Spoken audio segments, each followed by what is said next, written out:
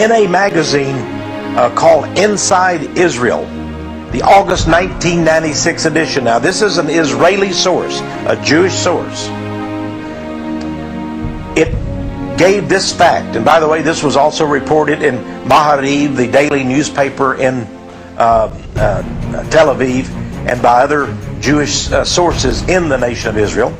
Let me just read a little bit to you here. It says, on May 3rd, 1996, Tel Aviv police raided an apartment, joined by reporters from the state-run television news program and the daily newspaper Devar Rishon.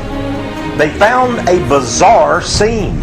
The walls were covered in Latin script. Skulls and bones graced the shelves. Swords were crossed and mounted around an altar. 5 doors led to secret passageways with red blinking intruder warning lights. The news report the next day announced, quote, the apartments were used for ceremonies by the Freemasons. בבית מגורים מהוגן בלב תל אביב בקומת קרקע מסתתרת דירה. 4 דלתות נעולות היטב מובילות פנימה בזו אחר זו. המסווה, ארגון הבונים החופשיים. בעולם הראשי עומד כס הנשיא, על השולחן מונחת גולגולת, ומתחת לשולחן נורת הזרה שנדלקת במהלך הפעילות, במידה ואנשים בלתי רצויים מתקרבים למקום. דלת סתרים מובילה לחדרון אחורי, שם מוצב כאן חרבות. החרבות מלובקן חרבות. החרבות מלובנות בקצה ומשמשות להקזת דם במהלך טקסים. כאן יש לציין, אין מדובר בפעילות ילדותית, אלא בפעילות של אנשים מבוגרים ברובם המגיעים.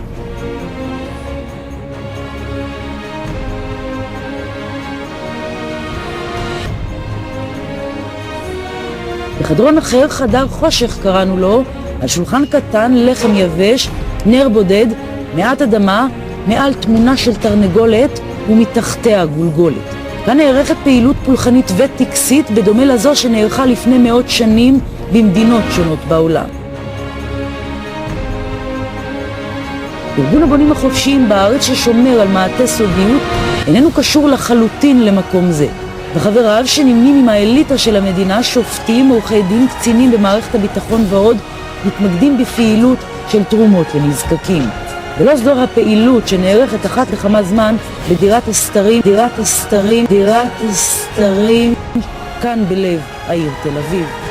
An organization whose membership, and we're talking about Israeli membership, Jewish membership, whose membership boasts cabinet ministers and high-ranking army officers. Fascinating. Goes on to say that in spring of 1994, 2 other Israeli publications, Yediat Adonot and the Shishi, published long articles about Freemasonry in Israeli society. Both newspaper reports agreed that Prime Minister, that is the late Prime Minister, Yitzhak Rabin, had been a Mason since the 1960s, and that in 1976, Rabin presided over a large Masonic convention in Jerusalem. Benjamin Netanyahu, the Prime Minister, was also said to be a Mason. He was recruited when he was Israel's ambassador to the United Nations in New York City in the 1980s. Both newspapers observed that King Hussein, now he's a Muslim, isn't he? Yes, he is. He's an Arab. But King Hussein of Jordan had been a high-ranking and proud Mason who often traveled to London, England, to participate in secret Masonic ceremonies.